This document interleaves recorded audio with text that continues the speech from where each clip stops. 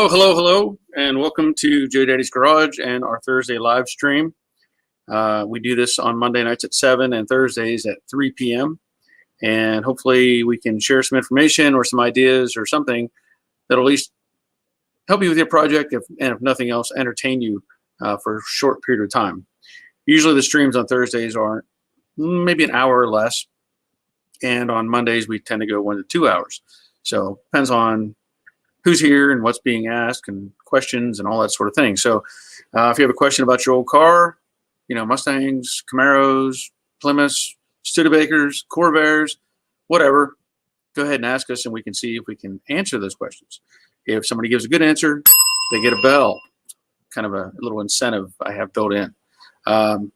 Normally we have on Thursdays, average about 50 people, maybe 30 to 50 people. And Mondays it's a little higher, you know. So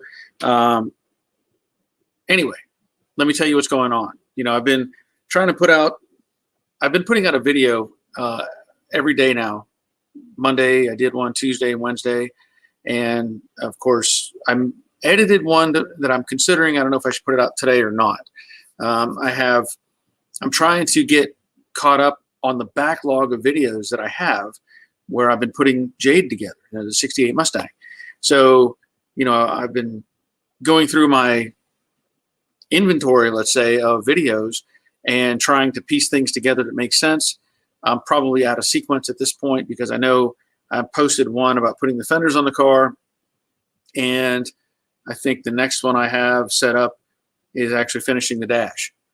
You know, they're out of sequence, and there's reasons for that, but that's just the way it is.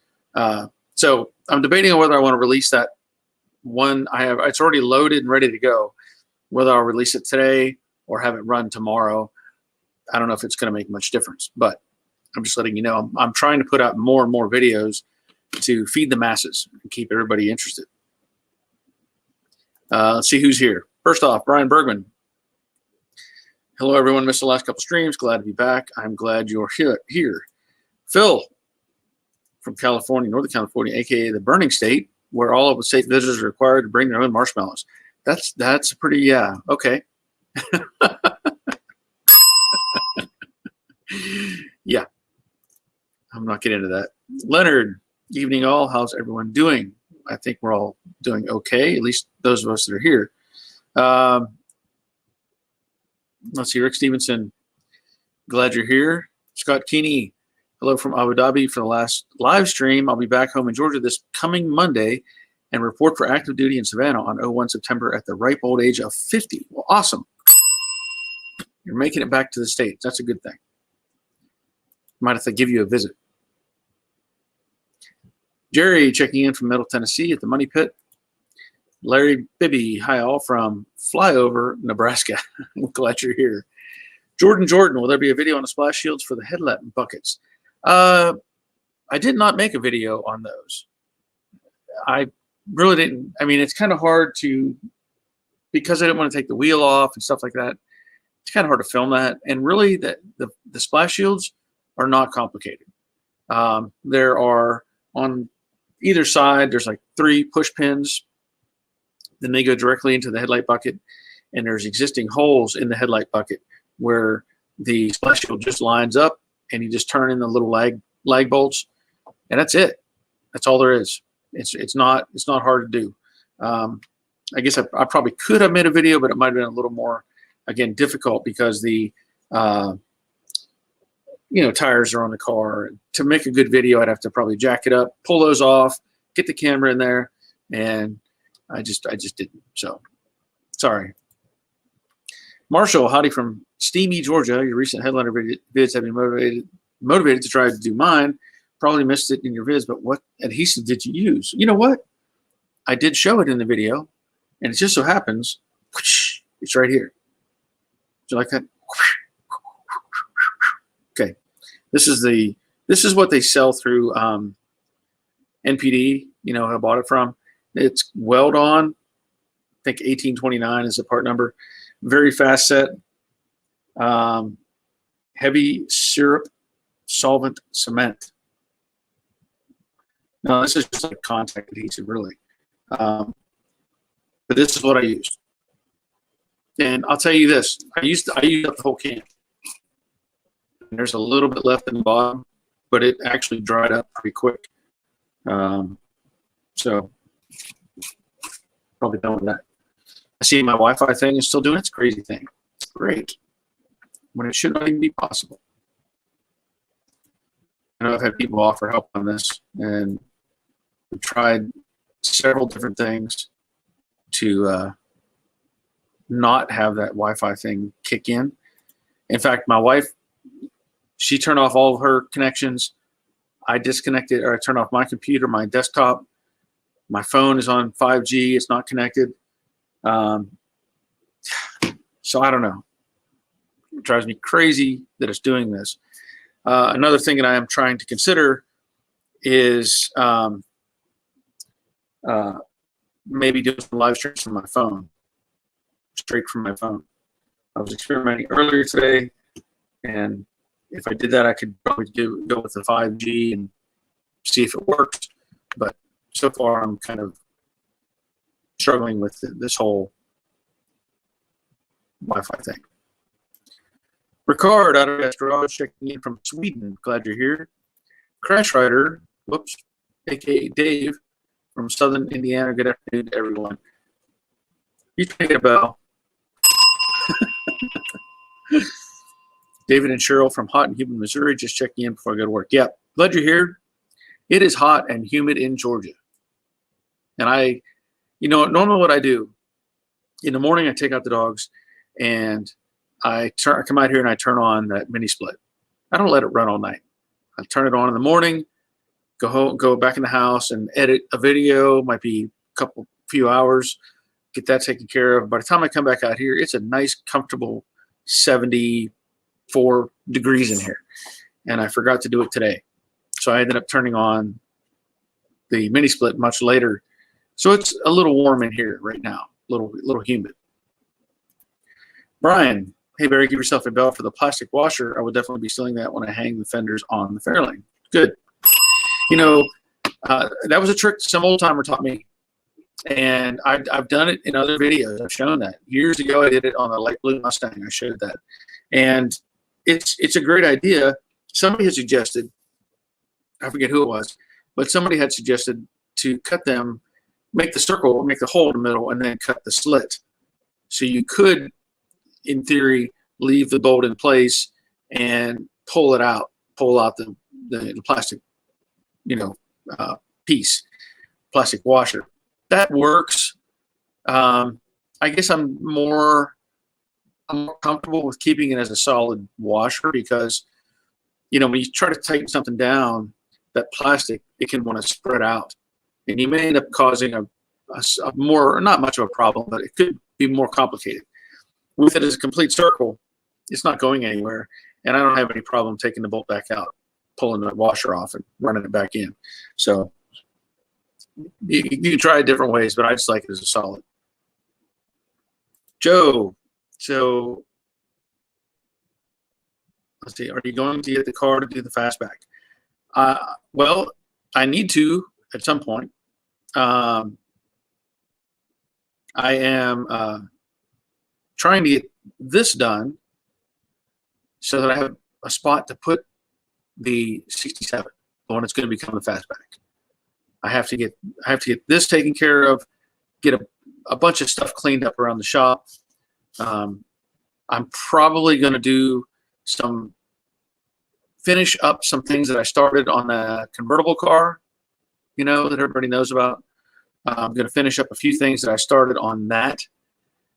Probably assemble that car as far as I can, get all the doors and fenders and everything bolted on it. And then I'm going to figure out where it needs to go. Because it can't stay here. That's not going to work. But anyway, I need to get that out of the way. And then there is definitely a consideration that I may be selling Jade. Just saying. There's definitely a consideration for that. And I'm trying to be realistic. I've got other projects to do. I've got other cars to build for people. And I don't know that I'm going to be able to sit here and just have this car in my space. I don't know. You know, I've got the Model A in the garage, in the other house garage. It's just, I have to be realistic. You know, this car is choice, and I don't know that I'm not going to want to drive it very often. I don't know that I just want to sit here and collect dust. Just saying. So I consider that as well. Keithley checking in. Glad you're here. You know what I mentioned before. Thursday, I don't know if he's here or not. I don't know if he's trying to be on anymore. Bob Knowles was here in the past, and something happened where he couldn't come in, and he got upset a little bit. And I don't know if he meant, you know, or what, but I went through and actually modified some of the settings on my YouTube page to make it so that he can always be there. You know, I can monitor that. But he wasn't showing up on the deleted section, like he wasn't blocked. So I don't know what's going on. So Bob, if you're around, let us know. Dave Conville checking in. There's our, well, that's actually second Dave. And Cheryl in earlier. Crash Rider started to all the Daves. I just had to do it once. Yeah. Leonard, what's up with the BP car? I don't know. I'm at a loss. The car's been here 4 years. Yeah. I don't know. I don't know if the owners. I don't know what's going on. I haven't heard from them. Actually, it'll come out. It's going to be a year since we actually talked. It's going to be a year, and I've mentioned it before on here. I don't know what's going on with them. And prior to that, for over a year prior to that, I was begging for parts, and I couldn't get my parts. So something's got to happen. Something's got to happen. It's taking up space, and I'm tired of looking at it. And I got other fish to fry. So, yeah, Leonard. Yeah, if you're asking about Jade, yeah, I may be selling it. Dave, whose Wi-Fi is going bad? Mine or yours? Starting to pixelate. It's probably mine. It's probably mine. Now it should be clear. It just went to back to normal, whatever normal is. Scott, I didn't notice in the video, but prior to tightening the bolts on the fenders for the final time, did you fit the valance to confirm the overall fit? Actually, I did not. I had bolted everything together previously. I had everything bolted on, the front valance, the fenders, all of it was assembled. And so when I took it all apart, I already knew it was going to line up. I probably should have done that.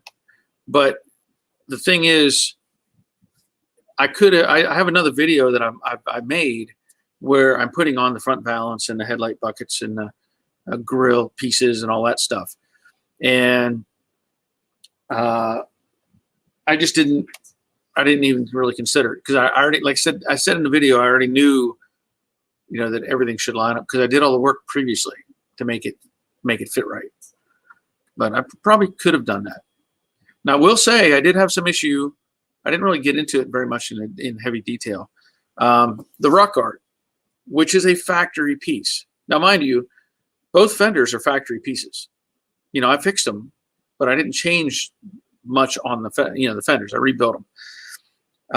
The headlight buckets are factory. When I had put everything in place, I struggled with the rock guard. It just would not fit. It would not fit between the headlight buckets. Now, there could be a variety of reasons for that, but I can't point to one and say this is why. What I ended up doing, and I probably should have shown this in the video, but I didn't. I ended up taking the ends of the rock guard, and I noticed that the flare, the angle at the end was kind of pointed. And what that was doing was it was helping bind between the headlight buckets because it bolts between the headlight buckets. So I just took a sanding disc and I smoothed off those edges. and just kept walking them in until I had to struggle a little to get it in. But once it was in, it was fine. So that was one issue that I had to deal with. But I actually think I had a problem with that prior as well. It didn't just show up. Ed, front buckets or bench for Jade? It is a bench. It's a bucket seat car. It does have a center console, which I'll need to clean up and get in the car. But it does have a center console, and the seats that I have are not the correct seats. They're probably out of a 65 or 6, and they're in great shape. They've been recovered, and they're probably what's going to go in the car, unless I decide to do something else. But that's where I'm at. It's going to have buckets. Dave says it's getting better. Well, I can only do so much with what I have. Big Red 67, Robin checking in. Glad you're here. Joe Dottie, Judd Dottie. You got some fat fingers like me. This is Judd Dottie. That's pretty good. I like it. That's my foreign cousin, Jadati.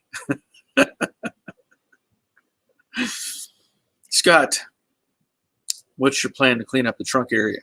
Well, I can't say I have a specific plan. Now, what I did whenever I was painting it, I was I'd taken base coat, and I had cleaned and scuffed the inside of the quarters and the wheelhouses and stuff, cleaned them up, and I kind of just sprayed them with base coat just to get color in there that wasn't, the black that was on the panels. So I did all that. Unfortunately, they coated the trunk area with undercoating. There's some thick where the drop-off panels, for the trunk come out and drop. I replaced the bottom half of those panels, but the upper sections, they've got some sort of heavy coating on them, and I'm not going to mess with it. I'm not going to dig all that stuff out of there. However, what I am going to do, see if I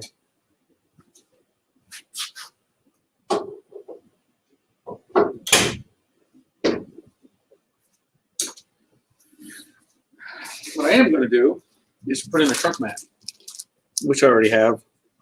Haven't even opened it yet. This is just one from NPD.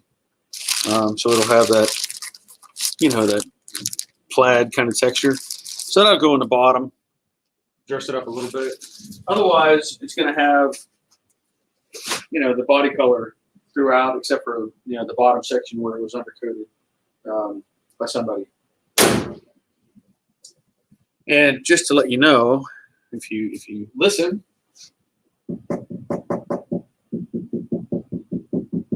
yep, the back glass is in. The back glass is in. I know it's kind of hard. You can probably just barely see the reflection. Now, the glass is not perfect. It's got a few little scratches on it. I'm not worried about it. It is what it is.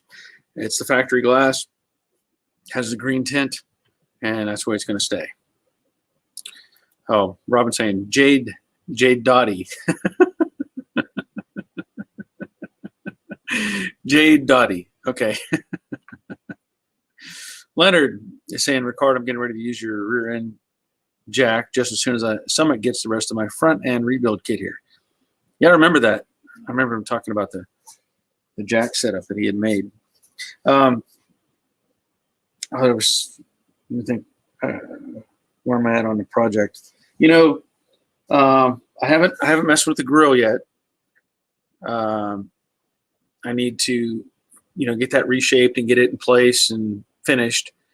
Once I get the grill done, I believe the whole front of the car is done.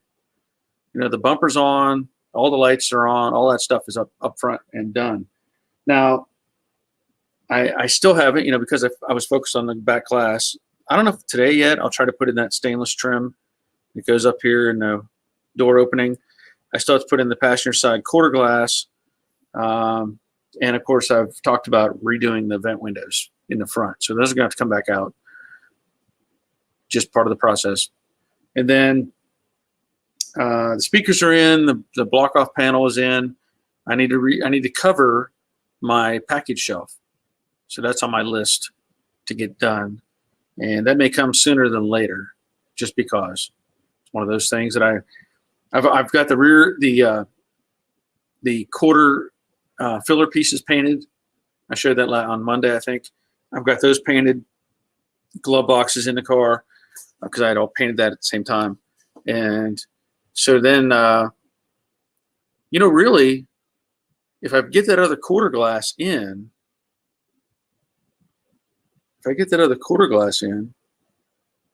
and do the package shelf, I mean, that'll finish out almost the whole back. All I have to do is put the seat in. Oh, the seat belts. Got to put in the seat belts. There's a lot of things. When you think about it, there's a lot of stuff that goes into these cars. You don't realize it until you start really trying to put things back together. I watched the show. You've seen the show, how it's made, and Made in America, or how the cars that built the world, or whatever. And they were talking about, the assembly line with Henry Ford, of course, and how he made the assembly line for the Model T. And of course, that it changed industry as we know it. They pointed out that the way he figured out the assembly line was he'd gone to a butcher house, and where they butchered cows. And they said that's the same process. It was like going down on a line, and this guy would cut out this part, and this guy would cut out this part, and this guy would cut out this part. So all Henry Ford really did was copy the butcher process. Anyway, so, you think about these cars being built and how, I don't know what the time was from start to finish. Now, of course, you're talking a crew of hundreds or thousands of people, working on the project as it goes. But, they only had so much time to put in the headliner, put on the trim, put on this, put on that. Everything had to flow really smooth. And they were showing in this one particular show, I forget what, I think it was on Yamaha plant in Noonan, Georgia. They said they build all the Yamaha stuff is built at that plant. And they were building some new Razor side-by-side off-road buggy thing. And the way they talked about it was a new one of those rolls off the assembly line something like every minute. I mean, and they were showing the process. The whole build takes of course, everything's pre-built. The engines are built, the transmission, all that sort of stuff. It's just really assembly line stuff at that point. But they build the whole thing in like 4 minutes or something. It's crazy. But you go back in time and you think, wow, how long did it really take for these people to build one of these Mustangs from start to finish? And then you try to do it by yourself, and boy, does it take time. It takes time. Leonard, you need to patent your trunk key. Yeah. I have the new ones. I still have these new ones sitting here. I haven't put these in yet. The new trunk key and door lock and ignition tumbler. Haven't done that yet. There's a lot of stuff. Lots of things. Okay, so he's talking Ricard's talking to Leonard. Ed, what do you think Jade's going to be worth at the end of the restoration? That is a really, really tough question to answer. The price of these cars is all these stuff, old stuff, it's going crazy. It really is. I'll put it this way. I would venture it's somewhere between 35 or 30 to 37,000 is my rough guess. That's my opinion, though. Somebody else might think differently. That's my opinion. Between 30 and 37 is probably the number. But I could be wrong. It could go for more. I could be offered less. I don't know, but I won't take less. I can tell you that. But that's probably the range that I'm guessing. Karsten checking in from Denmark. Glad you're here. Edward. Hi, Joe Daddy. I'm restoring a 67 Mustang. Any advice on converting a 6-cylinder car to a V8 car? Yeah, I've got some advice for you. Several things. You're going to need to upgrade your suspension. Now, others can attest to this. You know, the 6-cylinder cars had smaller spindles. So at the minimum, you're going to need to upgrade your spindles. If you're going, you're going to put in heavier springs, because the 6-cylinder car had lighter springs than the V8 car up front, at least. And you may look at changing the rear axle, going from a 4-lug to a 5-lug. Other than that, there's really not much different. You just want to upgrade those things that would have made it compatible with the V8 setup. So if you're doing a disc brake conversion, go ahead and get one for the V8 car. Don't put the 6-cylinder stuff in it. Just get a V8 conversion. Be done with it. And then if you, can find an 8-inch rear end at the least, probably, 5-lug, go with that. That's really the bulk of it. I mean, just upgrading the suspension parts. Boogie Bomb. I recently worked for a supplier to Nissan in Smyrna, Tennessee. They have 2 assembly lines, a car and a truck. Target was 60 cars per hour off each line. Yeah, that's hustling. 60 cars per hour. Yep. And of course, how much of that is, I don't know, I have to think about it, because you're looking at the modern day assembly lines where they have the robots that put together the body, then it goes through a dunk process and gets, painted and whatever. And I wonder what are the increments of time between those sort of things? Is it still the 1 a minute? I wonder how that correlates. Hadn't really thought about that part of it, where you're doing, the other stuff, because assembly is one thing. It's getting everything ready for assembly that adds up as well. But Mason, hey Joe Daddy, how's the system in a Mustang? Did you put a CD player in it? No, the radio's not in it yet, and I'm not putting in a CD player. Just going to look like a stock type of radio setup. And you got a ZZ Top music CD of Eliminator. I've been playing the heck out of my ZZ Top music. Okay. Yeah, I was ordered a ZZ Top Eliminator on vinyl too. Yeah. Yeah, if you haven't heard, I guess ZZ Top has down to 1 Z now. I think it was it Billy Gibbons that passed away, I think? I don't know. One of them passed away. The bass guitar player. Whatever his name was. I know he passed away. Ed, you can fetch twice as much. I was thinking 40,000 further north, 50 to 60. Well, I would. I'd be happy to get that. Now, how do I get to there? How do I do that? Right? Do I take the chance and put it on eBay and set a minimum and see what happens, or do I have to advertise somewhere and say, this car's been gone through from end to end and blah, blah, blah. But I would be more than happy to get in that range, Ed, thanks for the advice. I'm guessing the throttle and transmission linkage should convert easily. The transmission linkage, yeah, everything should swap over pretty easily. It's just a matter of buying the connecting rods and stuff. Transmission, I think, standard Mustang had like a C4. This has a C4 automatic in it. And I think even the 6-cylinder cars, I think they had a C4. I don't even know for sure. But it should not be complicated at all. It should not be complicated. Mason says, no, it's Dusty Hill. Okay, well, I knew it had to be one of them, right? So, yeah, Dusty Hill passed away from ZZ Top. So, sad to hear. And I'll say that I did manage to see them well, gosh, it was probably 2 years ago, maybe at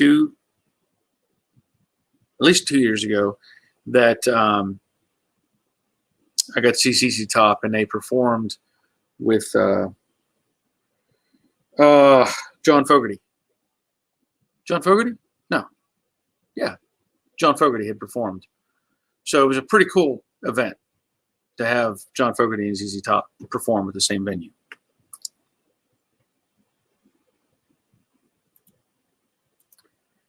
Steve from the Footage Factory. Hey, y'all. Hey. Well, I picked up my new car tomorrow. I wonder if you'd like it. R34 Skyline.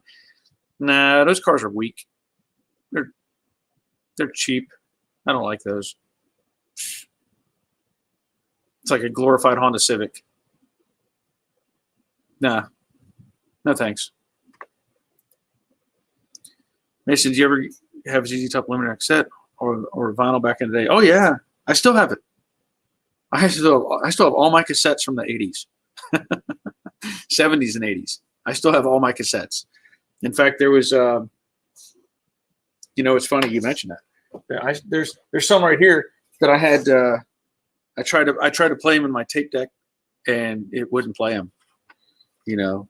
But I've got a variety of just some tapes sitting right here. Steve Miller Band, Joan Jett, Genesis, Dire Straits, Metallica, Jay Giles, good variety. But I have a lot more tapes than that. Let's see. David Sherrill. Y'all, you have all the proof of what you did to Jade in your videos. That alone would bring up the price. That's true. That is true. Leonard is telling Edward, if you find it in the rear axle from the Granada, will fit, and some came with a 9-inch. There you go. That's good. Great workshop. The car is coming along good. Yes. I thank you for that, Greg. Mason, cassettes are old school. Yes, they are. He's got a bunch of cassettes. Edward, good stuff. Thanks, Leonard. Yes. Yep. So Steve is picking up a Skyline. Does anybody know anything about a Skyline? I've only seen them in video games. I've never seen one in person. I've never seen one in person. I mean, but you should make a video on it. What year is it? What year is the Skyline, Steve? That's what Boogie Bum's asking too. What year Skyline? Yeah. Because I forget, what year did they quit making those? Or did they still make them? I haven't kept up with them at all. I don't even know. Who's it? Nissan makes that? Is that right? I think it's Nissan. Steve, come on. Let us know what it is. I think it's Nissan, right? Oh, Boogie Bum. Yeah, Nissan. See? There you go. I get a bell for that. I knew it was a Nissan. That's about all I know.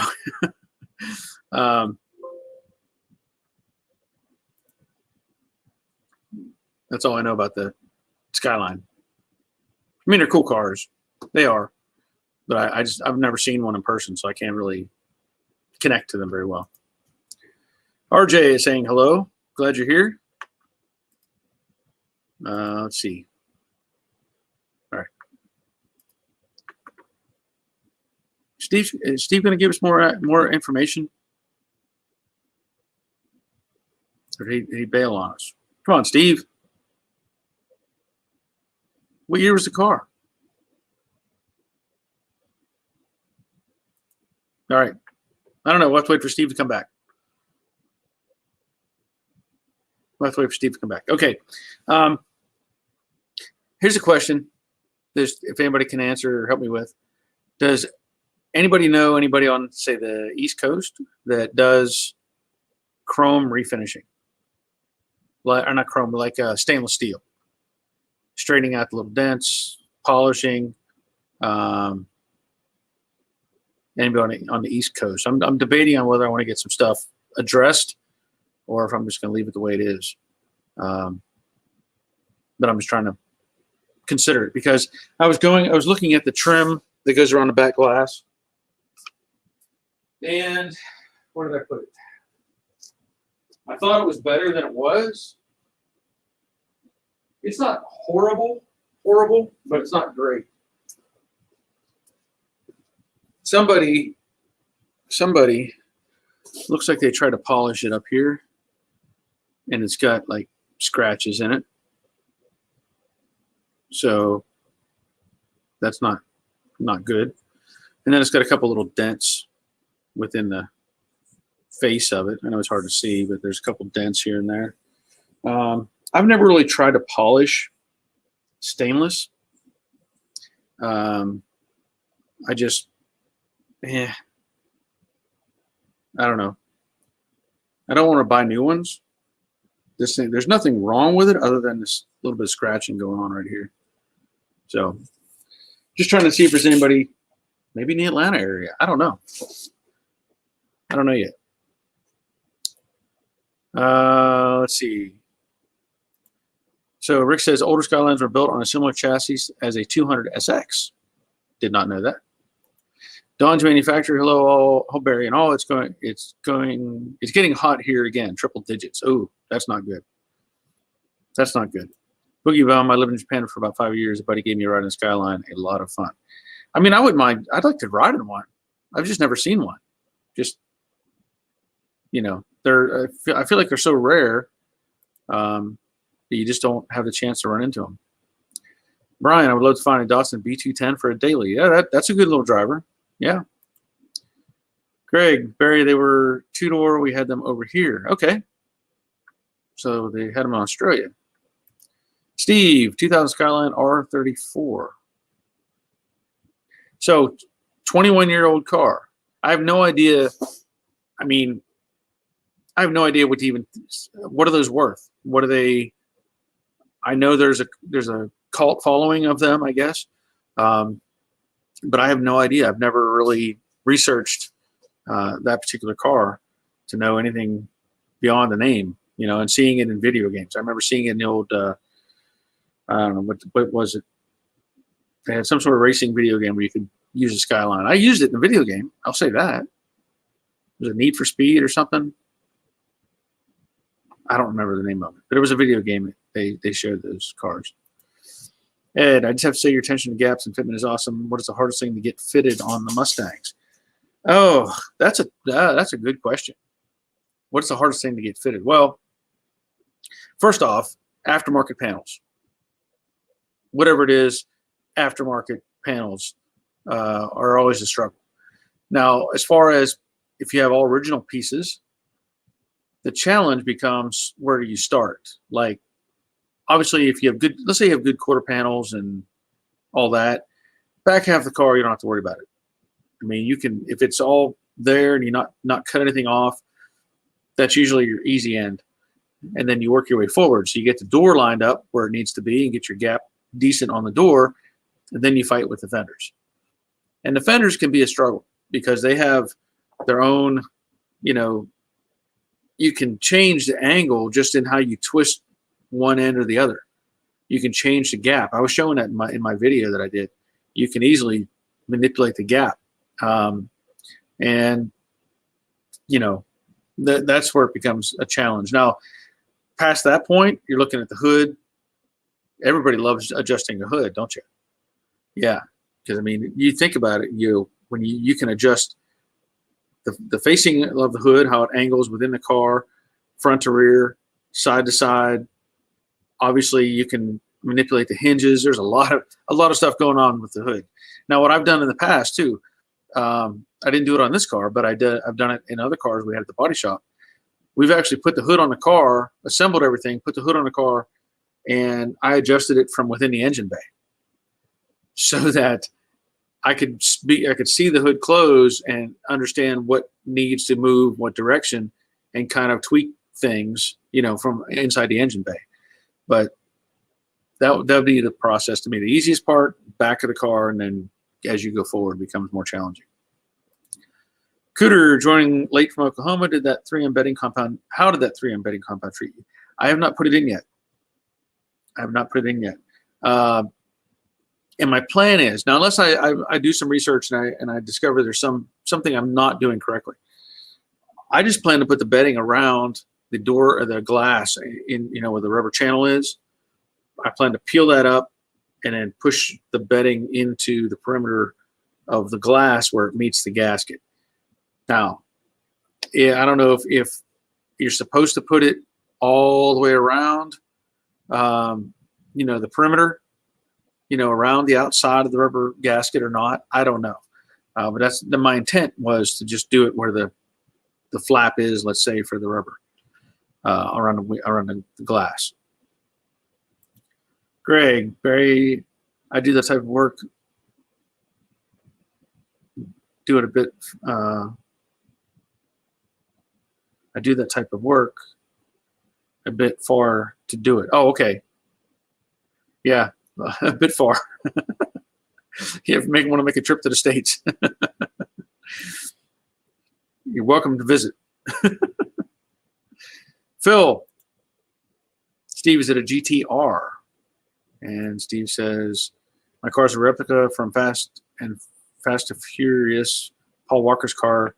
No, it's a GTT with all GTR body kit. All right. We'll see if that, he said he sent me a pic. We'll see if it shows up because I know I've been lagging. Nothing yet. Nothing yet, Steve. But if it shows up, I'll post it. So send me a pic. Okay. So Steve, how are things in Scotland? Hope all's going well. I saw your video you did on the roll around toolbox. That was pretty informative. That was a good little video.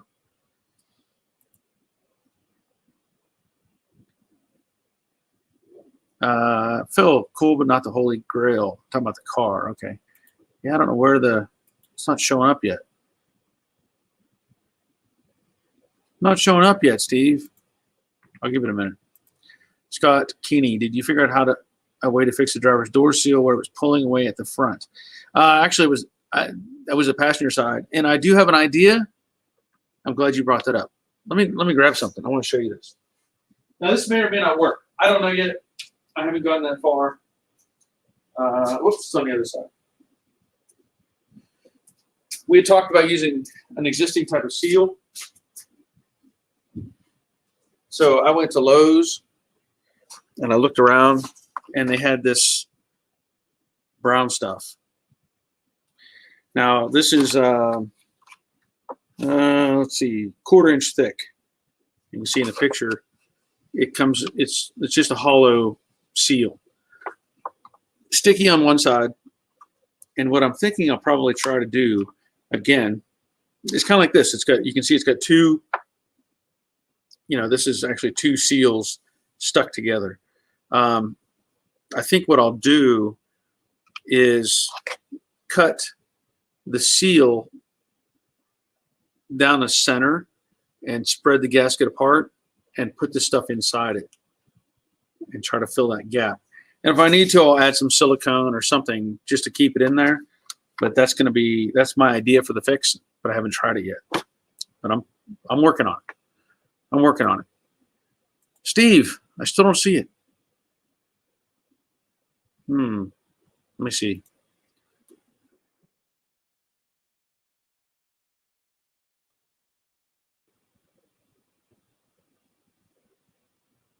Nope. I don't know where it's at. I don't know where it's at. Did you send it to the Gmail address, jdaddysgarage@gmail.com? Dawn, yes, to seal the gasket to body and gasket to glass. My 2 cents. Well, that's probably what I need to do. I'm kind of hesitant. But that makes sense. Thank you for that, Dawn. Brian, does anyone know what Ford used at the factory for window track lube and what modern lubes are others using now? I have not. I don't know what they use at the factory, but I bought something a couple weeks ago. I haven't tried it yet, but I bought it at Napa. It's called Sil Glide. Now, I don't know if anybody else has used this or not, but it says lubricating compound, non-melting, non-freezing, non-gumming, weatherproof. And then what's weird about it, when you read through where you can use it, it says brake parts, prevents pad squeal, eliminates caliper sticking, squeaking fan belts, trunk seals, and weather stripping. Then you go to the back, and it says brake pads, calipers, rubber boots, fan belts. Fan belts? I would never put any kind of lubricant on a fan belt. V-belts, weather stripping, trunk seals, and bumpers, speedometer cables, window channels. It says window channels specifically on the back. And hood strips and pads and rubber gaskets. So apply with a clean cloth, brush, sponge, or finger. Use sparingly, remove excess. Contains silicone. Just be warned. Observe usual pre-painting procedures. So I have not even, there it is. It's kind of a yellow looking something. Well, it's kind of thick. Yellow, it's booger grease. So I have not tried it yet, but that's what I'm going to put in my window channels. That's what I'm going to try. Marshall about the stainless work. Might try advanced plating in Tennessee. Know they do chrome, but don't know about stainless. Old man used them for recurring pieces in 32 3 window, and they did a good job. Yeah, I had done some. We had sent some stuff to Tennessee years ago to get chromed, particularly the 65 Galaxy that we did. But I'm not sure. I guess you could try to contact them about the stainless. Okay. Steve's pick showed up. Great. Let me see if I can download that. Maybe. There we go. So we're going to see Steve's Skyline in a minute. Let me get this pulled up.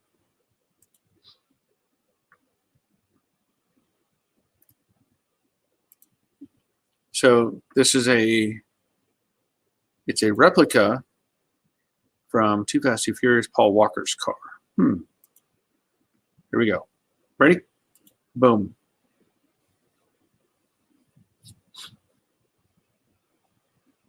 Yeah. That's a cool car, I guess. I mean, like I said, I don't know enough about them. I really don't know enough about them, but it looks sharp. It does look sharp.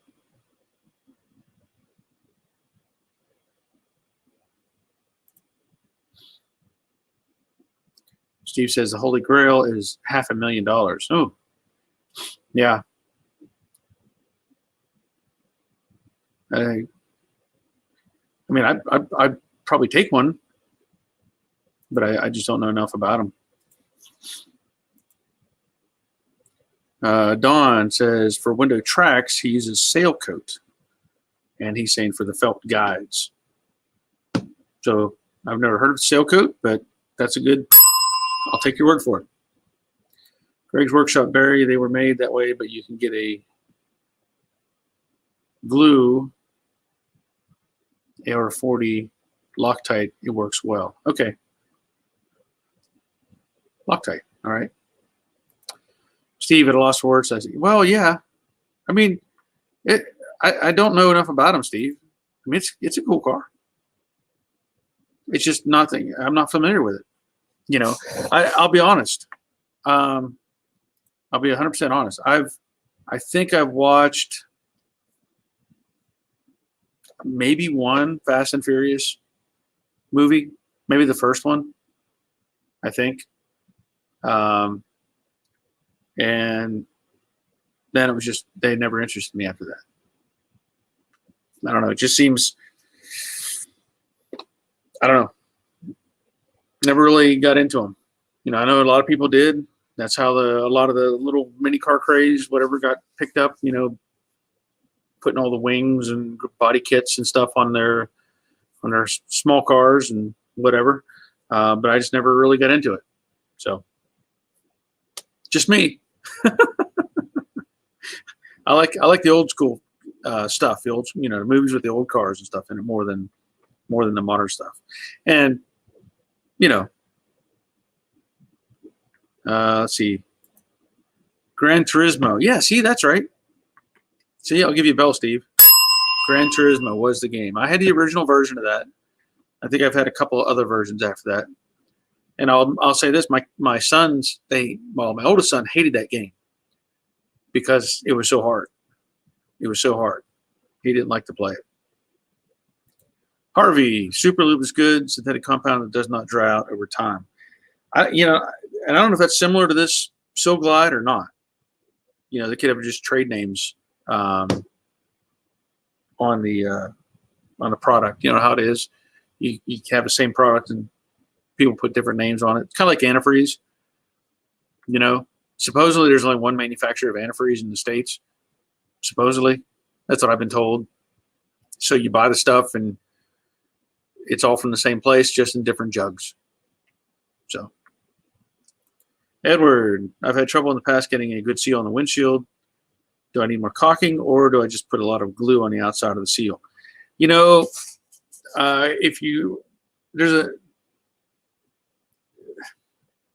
That's a good question. If you follow the procedure, I guess per the original installation, they put some sort of a bedding compound in the gasket, got the glass into the car, and then they would apply a secondary compound, from what I gather. So I don't know what you've used, if it's the same stuff or not. I have, where did I put it? I have a container over here. It's probably going to end up going around the gasket in the car. This 3M auto bedding and glazing compound. I know you probably can't read that, right? Now, I have not tried this, but this is what they sell, like at NPD and stuff. But the plan is, of course, to pump this in. Now, it looks like there's some coming out of the bottom of the tube, and it's now this maybe dry it out a little, but it's pretty thick. And when I was working on the trim pieces, taking those out or starting to clean them up, you can see this had a lot of compound stuff down inside the trim. So that's all I can really recommend, is you try to put in more goop. I know people have tried silicone, the caulking and different things. I don't know what's going to work the best, but this is what I'm going to try. Now, I did put the back glass in. Roger helped me out with that next door. And I did not put any compound in the channel when we installed it. I did not put any compound in the channel. So that's what I was saying. I'm going to pull back on the gasket and put this inside where the glass and the gasket overlap. And like Dawn is saying, go around the perimeter of the gasket on the outside and pump this stuff in there. So it's probably what I'll have to do. Steve, it's okay. I think it's a different genre. Yeah, the whole Fast and Furious thing. Yeah, I mean, I've seen clips or some of the movies, but I think it's I guess they're good fun movies to watch if you don't want to take it too seriously. That's all I can really say on that.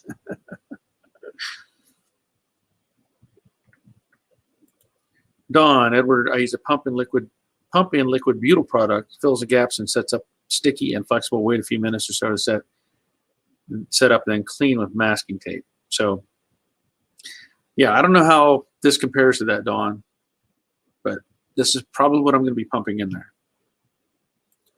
Jerry, Permatex makes a silicone-based windshield glass sealant, which is clear and will flow freely when applied between the glass and rubber seal, part number 81730, and is available from Amazon. So there you go. glass sealant, which is clear. Well, maybe I'll have to get some of that, Don. I mean, Jerry, sorry. 81730. I'm going to have to look that up. Steve, anywho, thanks for watching my toolbox vid. I've been watching all your vids from your front end grill trim. I forgot the part to the inside roof liner. Those videos will blow up for sure. I hope they do. I really need them to. I mean, I really do. Everything's been really kind of lagging as far as views and all the stuff that needs to happen for the channel to be successful. And I talked about it before. I have 50,000 subscribers. To me, that means I should have 50,000 views, right? That's what I should see that. If I have 50,000 subscribers, why am I not getting 50,000 views on my videos? That drives me crazy. I'm getting 1,000 here, 900 and stuff like that. Kind of disappointing. Gooder. Hard to get a good seal around clips if you put bedding in after the windshield. The bedding compound gets everywhere. Take time to prep and tape off carefully. Save tons of cleanup time. Yeah, if you put bedding in after the windshield. I could see that. I could see that. Like I said, I have not even opened. I haven't tried this yet, so I don't know what it's going to do. I don't know what it's going to do. I guess I'll find out. But I've seen other videos, and they definitely have had to mask everything off because it would just go everywhere. Yeah. Scott, have you ever used a welding gun system that allows you to replace the window trim clip studs? No, I have not. However, if you go back to, I think the first Mustang, the 64.5, they didn't have studs. They had screw-in clips. I kind of like that. I just do. The modern clips, these clips are really tough to get on. If you break one off, then you're kind of backtracking. But I have not tried that setup. But I know on other cars, I've had to go and use screw-in, screw the clips on instead of putting them on a push pin or on the stud. Montezuma, I have a 67 convertible in the drip rail, not sure correct item, term around the top. The trunk is rusted. Do you happen to know if that part is repop or what is actually called? I guess you're talking about the rain gutter around the top in the trunk. So the rain gutter is what that would, just generic term. I don't know if they repop the whole, just a gutter. Probably. Is it the forward section? Is it what the section that goes between, well, right there? That's typically called the deck filler panel. So if you're looking for that piece, deck filler is what it's normally called, or at least I've always called it. That would, if that's what the rain gutter is bad. You either replace that whole panel or you buy one of those panels and just cut that section off and weld it back in. That's the only real option you have. I know like Camaros, they actually sell that as a separate piece. They have a rain gutter that gets welded in to the perimeter of the quarter panels and the deck filler. That was a separate piece. But on the Mustang, it's all one piece. And I don't know, other than like hand making one, out of some scrap metal, your options are probably limited. The like I said, the deck filler panel, that's gonna be an easy one to get, but the side panels, it's all made with the quarters. So if you get a full quarter, that's all part of it. If you can remake some. Come up with I think Robert, the Infernal Craftsman, he had talked about how he made the lip repair on the wheelhouse on his car. He built a block setup. You can take some wood blocks and you cut them to fit what you have right now as far as what's left. You shape it to fit that, and then you can take that block and dolly a piece of metal around it to try to copy what's there. So options are limited. Jerry, I used this product on my neighbor's truck windshield, which was leaking, and we stopped the leak. It worked great. I made a special tool to roll a tube to get all the sealant out. Okay. I have to check that out. Steve, I think views are down because of seasonality. I'm blowing up with the stupid shorts on my moto track day. I think your vids get traction for their education factor versus entertainment blow up time. I hope so. I'm trying to post more often too. Trying to post more often, get people, catching up with it. Steve, Greg says, yeah, he has the same thing going on with his channel. Yep.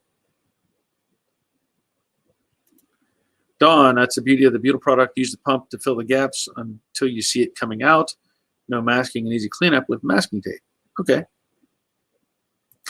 Brian, I'm a Fairlane guy, but it's my understanding all parts of Mustangs are available somewhere. Well, yeah, but sometimes you have to buy the biggest part to get the small part. I've handmade stuff before. I think I forget which one it was. One of these I handmade the bottom half of the wheelhouse. I think it might have been on the Mystique Mustang, where I didn't have a wheelhouse, but I had metal. So I hand formed a piece and, welded it in and made it work. Yes. Greg says pieces can be made, but it is a pain. Yep, can be. Dawn, make sure the gasket is clean of release agent. Okay, that makes sense. You're talking about the gasket around the window. Make sure it's clean from when it was created. The release agent they put on it. Yeah, I get that. Montezuma, that's a great idea to use a block. I'll look for the deck filler. Thanks. Yeah. Yeah, I mean, I think I'm trying to remember what Robert used. I don't know if he used MDF or not, or just some plywood, or I mean, really, when it comes down to it, you just need a hard piece of wood. So,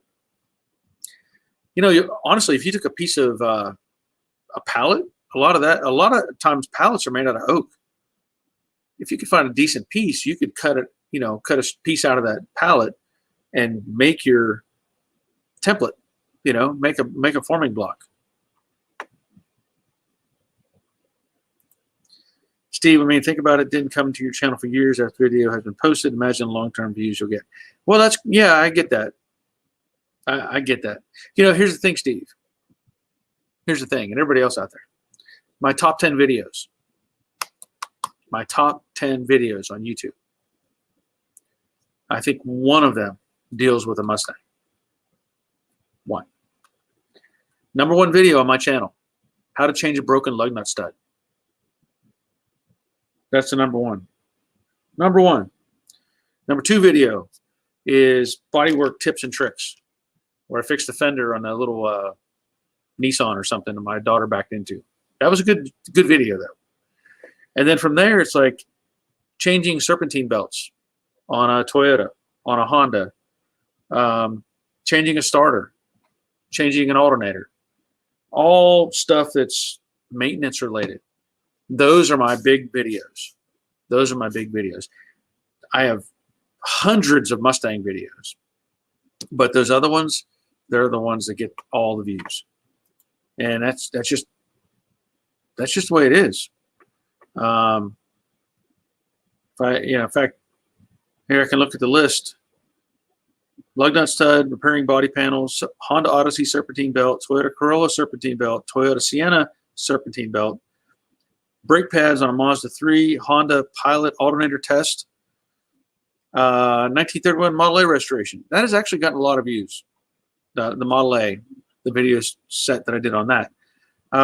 Number 9, repairing a rusted fender on a 67 to 68 Mustang.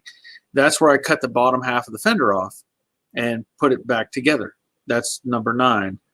And then I think number 10 is 2008 Honda Odyssey alternator replacement. And then from there, it's everything else maintenance. Heater hose, Mr. Cool mini split, all that stuff is where things are at right now.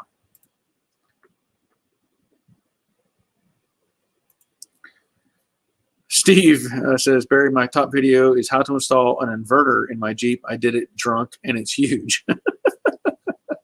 Well, see, that's the goofy part. It's I've talked about it before. It's not all about what you think is a good video or the effort you put into it. That broken lug nut stud, I think that video is maybe 4 minutes long. 4 minutes long, and I think let me see if I'll pull up my lifetime views. Actually, the number one, I'll back up a step. My number one video for lifetime views is the Harbor Freight metal bender / scroll tool. And that thing has 817,000 views on it. The broken lug nut stud, 559,000 views on that thing. And it's like a 4 minute video.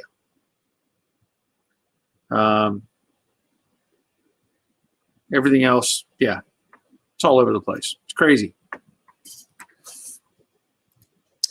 Boogie Bum saying, I found this channel once I started working on my Mustang earlier this year. Binge watched all of the Mustang playlists. Well, good. Make sure you watch the ads too. All that helps. All that helps.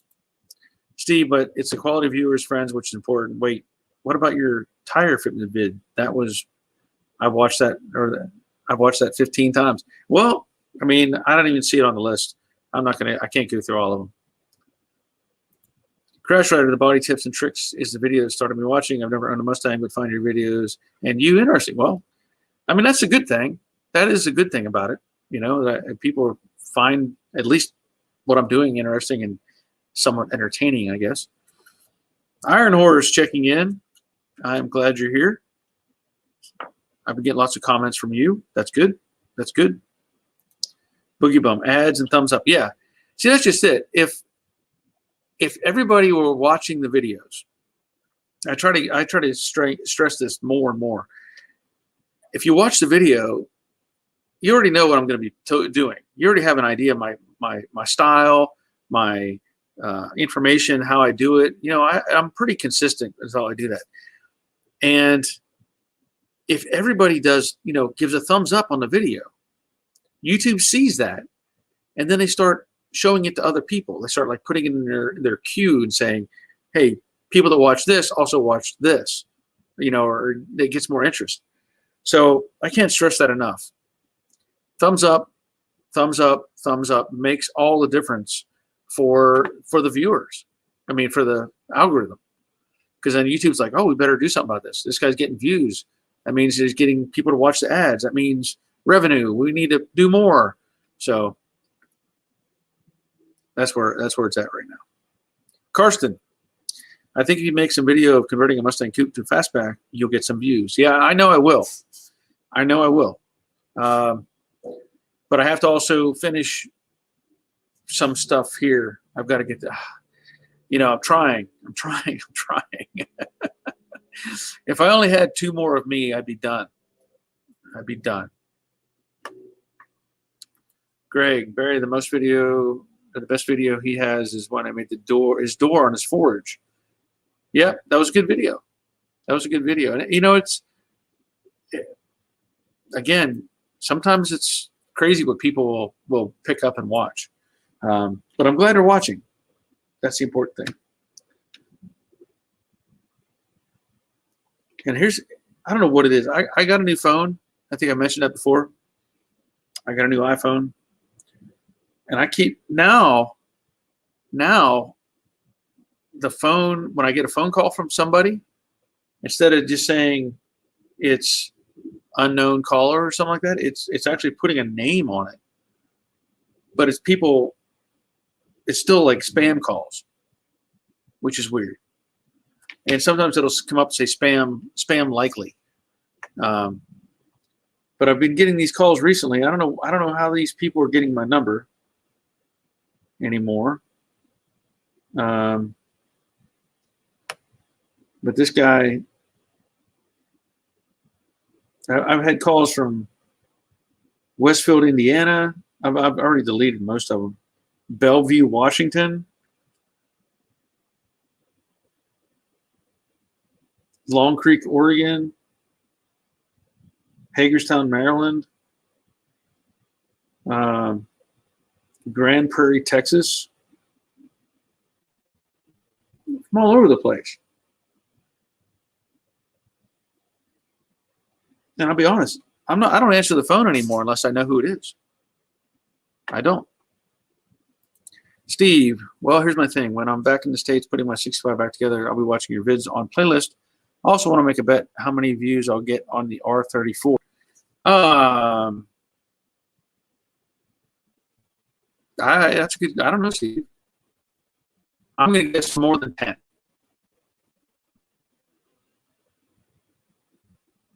I'll guess more than 10. Yeah, kids love Skylines. Yeah. Well, yeah. Oh, I lost you again. Hold on. Because kids love Skylines. Yes. Dude, that phone is epic. Takes better vids than the GoPro. Well, you know, it's an iPhone 12. I thought when I was getting this that I was getting an iPhone 12 Pro. What did I get? The iPhone 12 Pro Max. So I have this. I didn't want this phone to be this big, but it's what I have. It takes amazing pictures. I know that much, but I haven't tried doing video yet with it. Guess I'll find out. Jerry, random number generation. The robocalls are working overtime the last 2 weeks. I probably get 30 calls a day and only one will I answer. Yeah, I'm not answering any of them. But it's weird that they're putting names on them now. Usually you don't see a name. Steve says on iPhone there's a setting to block them on the phone. Well, how am I going to figure that out? I don't know what to look at, Steve. Kim Kiranicki. Hi from Cornwall, England. Are you still driving a Honda Fit? Any progress on your Civic? You know, I am driving a Honda Fit. I'm driving the daylights out of that thing. I love it. The Civic, I have not done anything on it yet. That is another project I need to get done. And I may have to do the Civic. I may have to get Jade done, or 90% done, or 99, whatever, and get moving on that Civic, because I can't just keep it sitting here. I have all the parts for it. I just need to take it apart, weld in all the new inner structure, get some paint on it, and probably sell the thing. But yeah, I have not gotten anything done on it. Steve, you just put the video setting on 4K, 60 frames a second, blow everything out of the water. So is there, I'm not the technology guy, Steve. Oh, so there's a, what? Oh, 4K 60? Is that what you're saying? Yeah, I just found that. Holy cow. Wow. I'm gonna have to do some video with this. Wow. Just punching that up.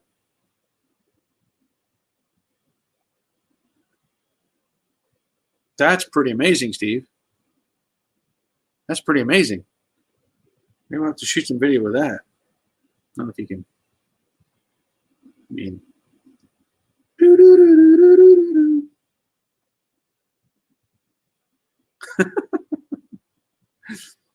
I had it on zoom too much there. Yeah. I'm gonna have to check that out. Make my head spin. Thanks, Steve. I'll check that out. Oh, did you send me another pic? You sent me another pic. Oh, wait a minute.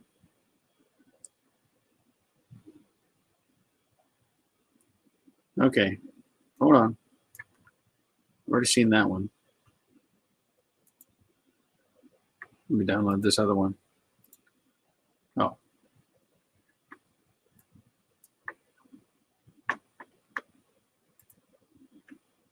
Rusty's Mustang Garage. Just watch the file size. 4K 60 files are huge, and your PC needs to be able to edit them as well. That's true. Good point.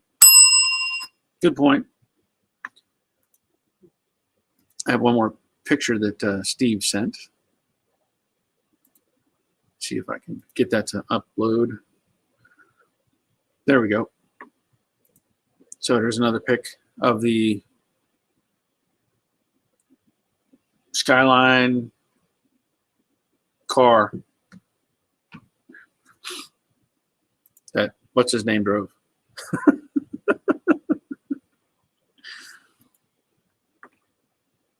Some guy drove that car in a movie, or that's a clone of it. It's about as much as I know. Steve, yes, iPhone 12 is a killer. Is killer. I have the 11 and it's amazing. Well, I'll have to look into it. Jerry is also setting on phone to silence unknown callers, so if they are not in your address book, they get sent automatically to voicemail. Well, that's a good thing to look at. And Steve says, edit on the phone. The PC doesn't talk to it well. So when you're editing on the phone, because I was looking, Steve, at that iMovie thing. Is that what you use? Because I don't know. I have iMovie on my phone. I tried to figure it out, and I was like, what? You know, so I didn't mess with it. But hey, if it'll make some really good videos, it may become a go-to type of thing. Okay. Well, I've gone over the hour that I had planned, but that's okay. I've got stuff to do. So I'm gonna have to put a stop to this live stream. Yeah, Steve, if you want to send me any other information, send me an email or something, and we'll talk about the phone some more. Appreciate the help, because I'm not real super, as we know, not super tech savvy. But anyway, there is another video loaded. I don't know. I'm probably just going to release it tomorrow, since I did the live stream today, and go from there. And it'll be on the dash. So I put the dash pad in. I put finished putting all the I put all the ductwork in. I put the speaker in, stuff like that. So that'll be the next thing. That'll be the next video coming out. So anyway, thank you all for being here, and I'll be back on Monday night at 7, and we'll talk some more, see what's going on in the world and what we can do to make it better. But until next time, take care of yourselves. See you.